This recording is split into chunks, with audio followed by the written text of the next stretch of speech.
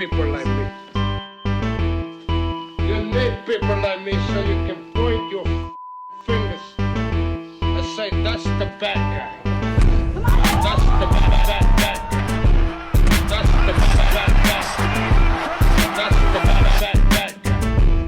That's the bad guy.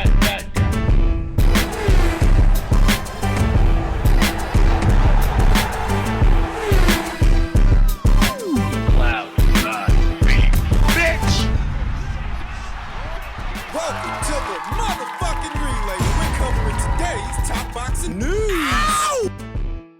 Okay, we'll start with this. Rumors abound.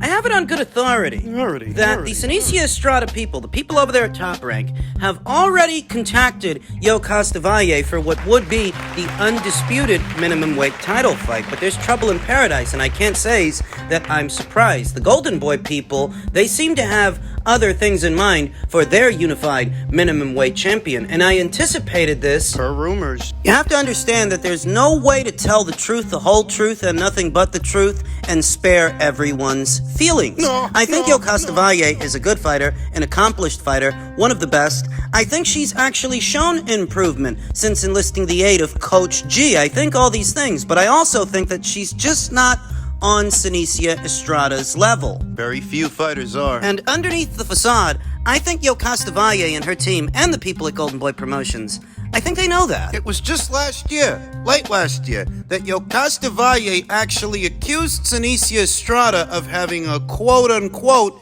easy resume, as if to suggest that Senicia Estrada has been on easy street all this time. That's bullshit. Annabelle Ortiz? Sonia Osorio, Marlon Esparza, Tenkai Tsunami. More recently, Tina Ruprecht. The same Tina Ruprecht that gave Yo Costa Valle her first professional loss some years ago. Some years later, Senicia Estrada dominated her. Dominated unbeaten WBC minimum weight champion, then champion, Tina Ruprecht. And you mean to tell me that that's an easy resume? I think that was just Yo Costa Valle keeping up appearances, saying things that she's expected to say. In truth, I think anybody that has seen the both of these fighters in action, I mean, if you know your boxing, you'll know that Senicia Estrada is several levels above Yo Costa Valle. And if Yo Costa Valle were to fight her, she'd lose those 2 alphabet titles at minimum weight. The sooner Yo Costa Valle steps in the ring with Senicia, that's about as soon as it'll take for Senicia to become the minimum weight division's undisputed champion. But alas, per rumors,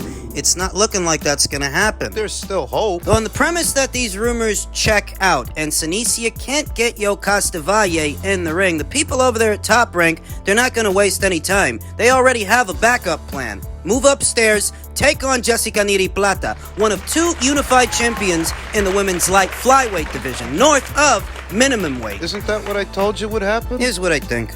If Senicia can't get Yo Costa Valle in the ring, and it's looking like she won't, in all likelihood, Yo Costa Valle is going to sit on those belts and look to have a rematch with Tina Ruprecht now that Tina is coming off a loss. In the next 12 months, we could see Tina Ruprecht become a champion again. In the next 12 months, we could see a second fight between Yo Costa and Tina. You have to figure that if Senicia Estrada can't get Yo Costa Valle in the ring in a timely fashion, she's not going to waste any time on that. She's going to move up in weight and vacate the titles she holds at minimum weight, at which point she'll challenge Jessica Nery-Plata. And once those minimum weight titles go vacant, Tina might decide she wants to pick one or both of them up. Then maybe those 2 will have a rematch. Meanwhile, Senicia will look to get Jessica Nery-Plata, newly crowned unified champion at light flyweight, Jessica Nery-Plata. She'll look to get her in the ring. Now, it's important to note that Canada's Kim Clavel is going to be in action towards the tail end of this month, rebounding off the loss to Jessica. I want to pay attention to that fight,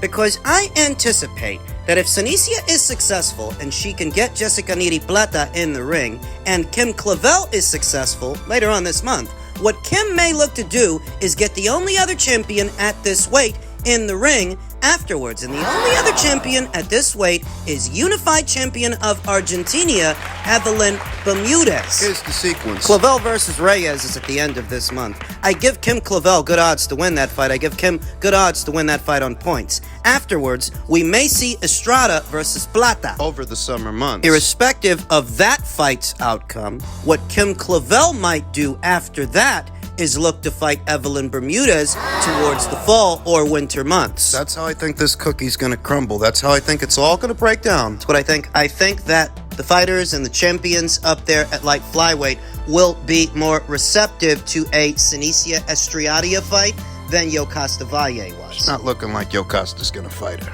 If she doesn't, Senicia's not going to waste any time on that. She's going to move up. I think Jessica Nery-Plata can challenge Senicia a bit better than Yokasta Valle would, than Yokasta Valle could, because she's naturally bigger than Yokasta Valle, and she has a bigger punch. In terms of skill, I don't think she's anywhere near Senicia Estrada's skill level, but she is a heavy-handed puncher, and that counts for something. It did against Kim Clavel. She'll give Senicia a little bit more resistance, a little bit more pushback than those girls at minimum weight did. So in a nutshell, I'm not surprised at what the rumor mill is spinning, that Yokasta Valle, in spite of all her talk, may be reneging on a Senicia Estrada challenge. Show me something I don't know. That's what I expected, honestly. Now, shit hasn't hit the fan quite yet. That's how it's looking right now. The people over there at Golden Boy Promotions are giving the Estrada people a hard time, and that was expected. They hold a grudge with both hands. If Senicia don't get Yokasta in the ring, you'll know why.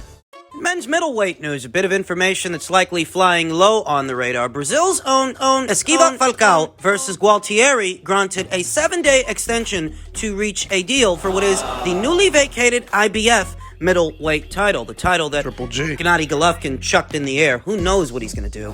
An extension has been granted in the ongoing process to fill the IBF middleweight title vacancy. BoxingScene.com has learned that the IBF has approved a request from both parties involved in the ordered Esquiva Falcao versus Vincenzo Gualtieri title fight to continue talks for another week. The two sides were given a 30-day negotiation window from March 15th to reach terms, though both believe an additional 7 days will help find enough common ground to produce a deal. Falcao is promoted by Hall of Fame promoter Bob Arum's Top Rank. Gualtieri is represented by Ingo Volkmann's Aegon Sports, based out of Berlin. A purse bid hearing remains on hold, but will eventually be called if they cannot come to terms. This fight is little more than a formality. That's how I look at it. If and when they get it over the line and a champion is crowned, I doubt it's going to make very many ripples, very many waves. The winner of the ordered title fight will fill the void, left behind two-time titleist Gennady Golovkin,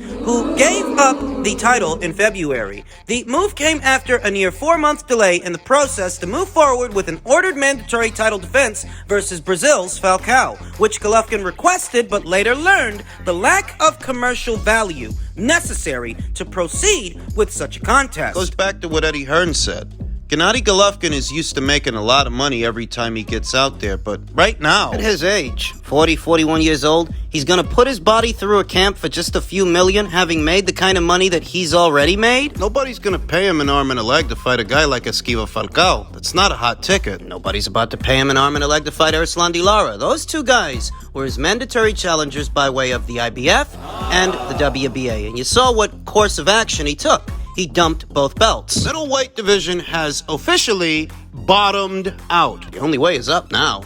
The way I see it, Esquiva Falcao versus Vincenzo Gualtieri. It's a formality fight to crown a champion en route to a unification match. You will notice that Top Rank is involved in the career of Esquiva Falcao. And if he wins and becomes IBF champion, they can then set up a unification match between Esquiva Falcao and Janibek Alemkanulai. Janibek, who's going to be in action very soon, opposite the ring, Canada's own Stephen Butler. Do you remember what I told you in the previous segment? That there's no way to be completely honest. There's no way to tell the whole truth and nothing but the truth and spare everyone's feelings. And the truth is, Stephen Butler, God bless him, but he's the kind of guy to where as soon as you step him up, that's as soon as it takes for the other guy to knock him down. got knocked up by Brandon Cook, knocked out by Ryota Murata. Got knocked out by Jose Macias. He rebounded off that knockout loss. He's on a 4-fight winning streak, a 3 or 4-fight winning streak right now. Yeah, he was busy last year. He fought 4 times, won 4 times. Janibek Alemkanulai looked human opposite the ring Denzel Bentley, who most people picked him to obliterate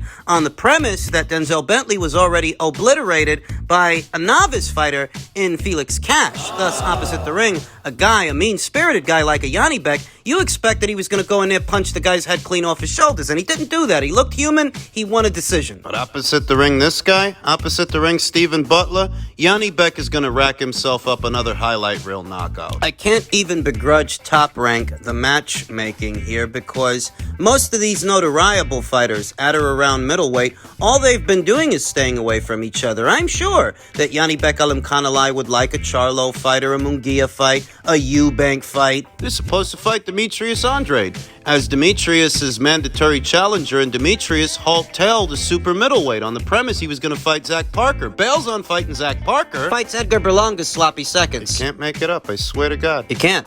I'm sure that Janibek would like a fight with an Andrade, with a Charlo, with a Munguia, with a Eubank, but alas, any guy with a name worth having at middleweight doesn't want to risk it. It's a division that's full of guys that are staying 50 to 100 feet away from each other, explaining why it's bottomed out, why it's plateaued in recent years. Silver lining is that if Esquiva Falcao beats Vincenzo Gualtieri and Janibek Alimkhanalai beats Stephen Butler, it won't take Top Rank too long to make a unification match between them, between the two champions. They're embarking on one of the more abysmal eras in middleweight action in the history of the middleweight division. But a decent fight, a decent one, between two champions, potentially, it is right around the corner. Alimkhanalai versus Falcao, perhaps later on this year. Battle of the Southpaws. The unbeaten ones. Esquiva Falcao, he is an Olympian after all. He comes from a good amateur background. I like his chances against Gualtieri, and I definitely like Janibek's chances against Butler. One of the Maloney brothers is supposed to be fighting Astrolabio on the undercard for what is the newly vacated WBO bantamweight title. Astrolabio sounds like a roller skating rink. Good place to do cocaine in the bathroom. This is all supposed to be going down May 13th, Janibek versus Butler, while Top Rank works on Falcao versus Gualtieri. Hopefully they get that fight done in a jiffy. The sooner they can put the red belt in Esquiva Falcao's hands, that's as soon as it might take them to see if Janibek can take it from him. And that's a decent fight. That's a good fight. Solid.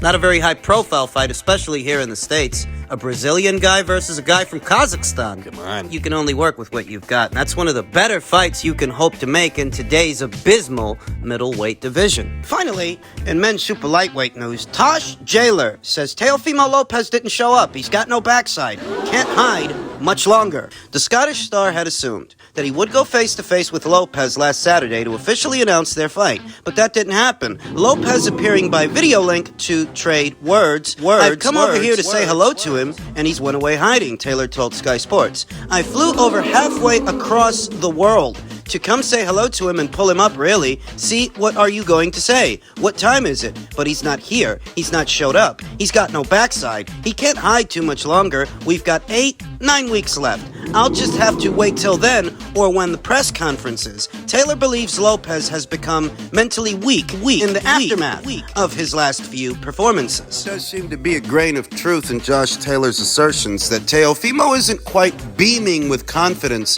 the same way that he was in the men's lightweight division, ahead of what was eventually the Vasil Lomachenko fight. He's been taken down a peg. Looks that way. A bit of bravado, a sort of front, and then you see the fragility on him on camera in his last couple of fights, Taylor said. So you can see he's a little bit fragile and a little bit mentally weak. So I can definitely use that to my advantage. He might be doubting himself, maybe thinking, I'm not as good as I thought. Not as good as I thought I was, or as big or as strong as I thought I was. Putting a lot of pressure on himself by talking so much nonsense that he talks, him and his dad, putting a lot of pressure on his shoulders, so I think that's maybe got to him a bit in recent times. I do think he's a little bit fragile mentally sometimes. Yes, I do. Before Teofimo Lopez lost the belts to George Kambosos, I stated right here on this channel that upon ascending to the men's super lightweight division, Teofimo might find it hard to stay in character. He might, because he wouldn't have the same advantages as a super lightweight that he had as a lightweight. Feels like that moment has arrived. Tosh Jailer says Teofimo Lopez fight